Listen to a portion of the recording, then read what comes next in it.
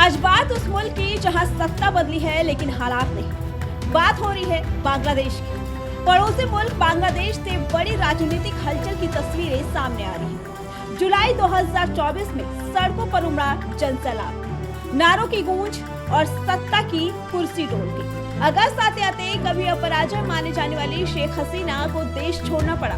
फिर आया अंतरिम दौर और कमान संभाली नोबेल विजेता मोहम्मद यूनुस ने। 6 महीने का कार्यकाल लेकिन खींच गया 1.5 साल। इस बीच सियासी अनिश्चितता, सड़क पर तनाव और अल्पसंख्यकों के खिलाफ हिंसा की खबरें लगातार आती रही।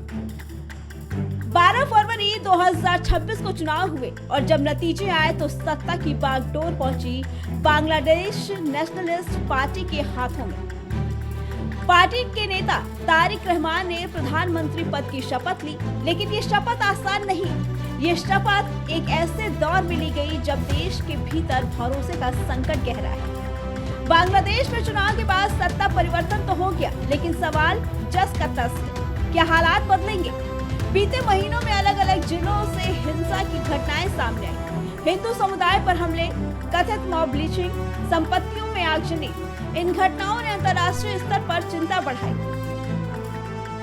मानवाधिकार संगठनों ने रिपोर्ट जारी की, लेकिन जमीन पर डर का माहौल कम होता नजर नहीं आया। ऐसे समय में तारिक रहमान ने अपनी कैबिनेट में 2 अल्पसंख्यक चेहरों को शामिल कर बड़ा राजनीतिक संकेत देने की कोशिश की।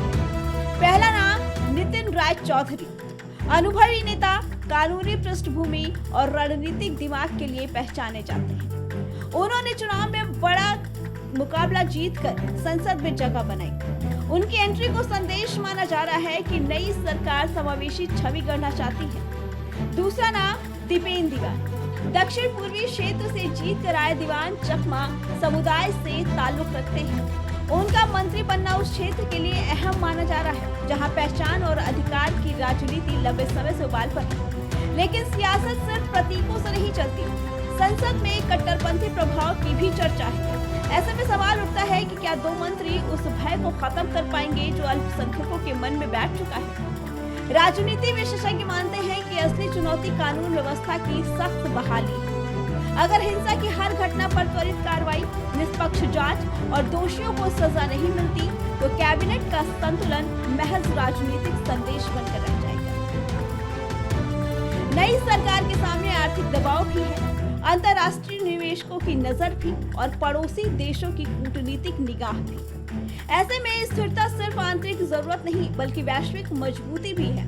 तो तस्वीर साफ है, सत्ता बदली है लेकिन सियासी तूफान अभी थमा नहीं। तारिक रहमान के सामने ये सिर्फ सरकार चलाने की चुनौती नहीं बल्कि भरोसा बहाल करने की अगली परीक्षा है। क्या नई हुकूमत कट्टर ताकतों पर लगाम लगाएगी? क्या अल्पसंख्यक समुदाय खुद को सुरक्षित महसूस करेगा? क्या बांग्लादेश अपनी अंतर्राष्ट्रीय छवि सुधार पाएगा? राजनीति में फैसले ही इतिहास लिखते हैं। आने वाले महीनों में लिए गए कदम तय करेंगे कि ये सत्ता परिवर्तन बदलाव की शुरुआत है या सिर्फ चेहरों का बदलाव। Bureau report, prime TV.